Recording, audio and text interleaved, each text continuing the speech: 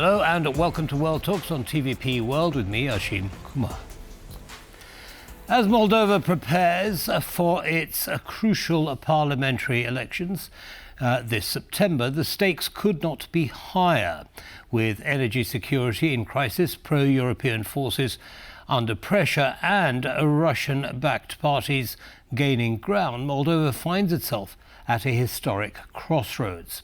Newly elected Romanian President Nicuşor Dan's first official visit to Moldova on Tuesday signals a move towards stronger ties between the countries. Well, to make sense of what's going on, we're joined by Professor Adam Burakowski. He's a political scientist at the Polish Academy of Sciences. Welcome, Professor. Thank you for taking the time.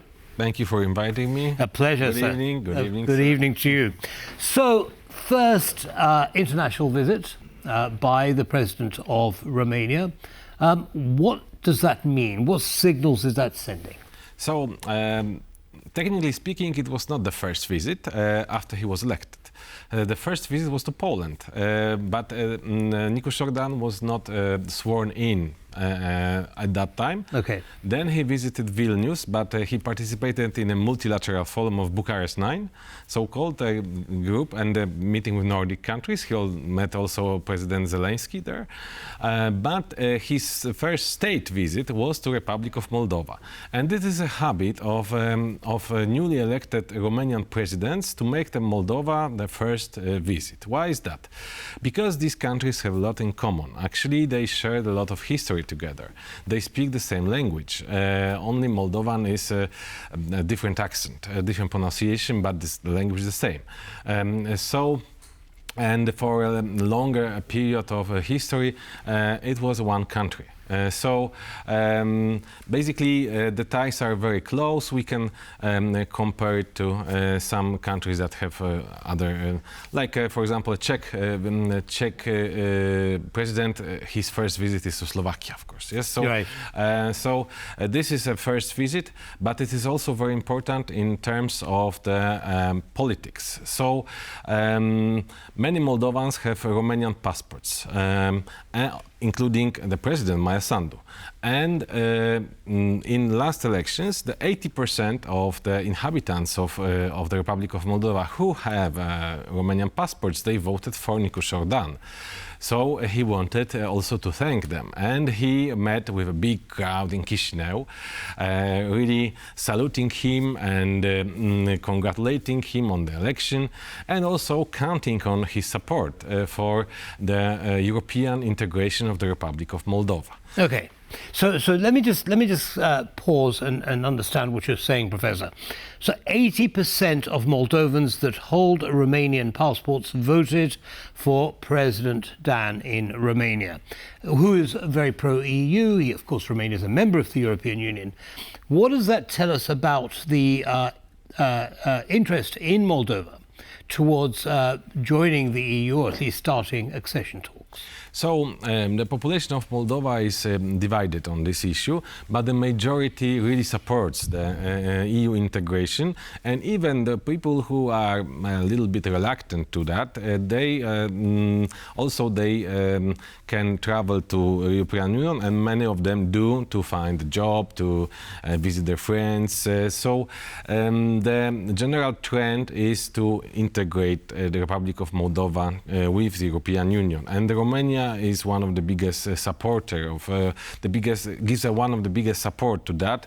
Also, Poland supports this idea definitely, and Poland is one of the advocates of Moldova joining the European Union. But Romania is number one because of the reasons that I just mentioned. Understood. Strategically speaking, why would it matter whether Moldova joined the European Union or not? Because this country really deserves a better future. I mean, the people of Moldova think that. They saw once Romania joined the European Union, they want to follow that path, because we observed a big economic growth after Romania joined the European Union, and also possibilities for working abroad. Actually, Romania has a very big diaspora in Western European countries.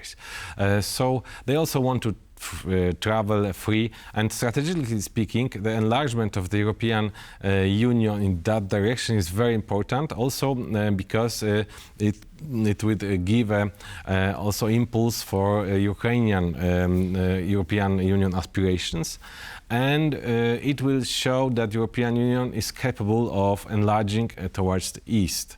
Yeah, but also we have a large Russian-speaking community in Moldova. Some of them are pro-European, but most of them are not. Because they perceive Moscow and Russia as a point of reference. So there is a big dispute in the Republic of Moldova, and Romania as a country is of course supporting the pro-European forces in the Republic of Moldova. Now there's a part of Moldova, it's called Transnistria, which is very heavily influenced by Russia, of course, and there is a Russian military presence in that region. So what does that mean in terms of Moldova's accession to the European Union? I mean, you can't just split off a piece of the country and only, the rest of it join the EU. How do you deal with that area? You are perfectly right, sir. Transnistria is a separatist region. That is, I mean, nobody recognizes this independence, but they claim as they are independent republic. They are not. They are part of the Republic of Moldova, and these things should be settled before the Republic of Moldova could join the EU. But the EU accession is a very long path, and this could be dealt at some moment, not necessarily today. And also we should mention that also many inhabitants of the Transnistria region, they also have Romanian passports, and they also travel to the European Union, and also the biggest trade partner of the Transnistria region is the European Union. So there is, of course, there's a Russian military presence, but if the Republic of Moldova would follow the pro-European path, it should be settled at some moment. But yeah, well, yes. I mean, we understand how Romania and the EU want it settled, but Russia doesn't hold the same view, does it? They want to hang on to Moldova, and they control Moldova's oil and gas imports. So that gives them quite a lot of leverage, doesn't it? Yes, but also the European countries has a big leverage, and I think the European leverage is bigger than the Russian.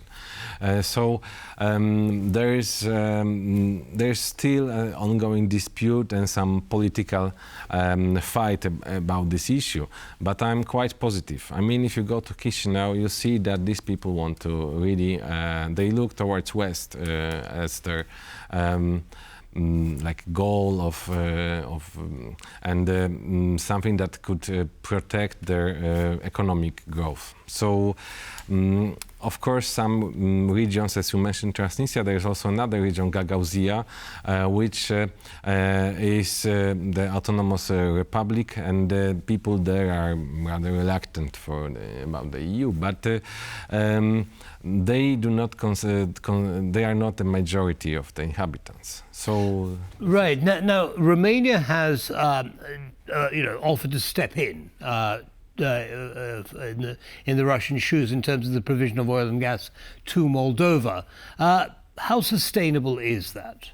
I mean, the Republic of Moldova is not a very big country. They don't consume too much. Of course, it is crucial for them to have the energy security, so they're looking for many different providers. But of course, Romania is one of them, and this is because they have only two neighbors, Romania and Ukraine. Ukraine has own problems. Yes, we know they are fighting against Russian aggression and all the things they are fighting for the independence. But Romania is a stable country, although it has some internal problems, but not as big as Ukraine, of course. So Romania is the natural partner in this context, and this is the issue. Understood. And I suppose Ukraine would be as well, considering the Russian interest in both Moldova and Ukraine. Now, what can Romania do to ease the path of Moldova onto accession talks? They are already doing this for years, Poland as well, and other countries as well. So they are providing the political support, which is crucial. Also, the possibility of having the Romanian citizenship, which is very important for the inhabitants of the Republic of Moldova, as we see. Also, the trade relations are very good with Romania, and also they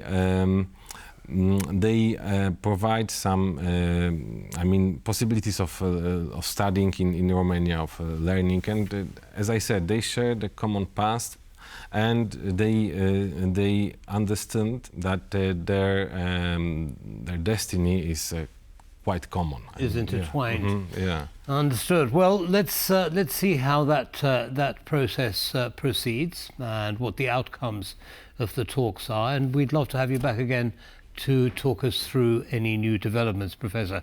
Thank you for taking the time, and have a good evening. Thank you, sir. Good evening. Thank you. Stay there. And that brings us to the end of this episode of World Talks. Don't go away, though. Lots more coming up. Goodbye.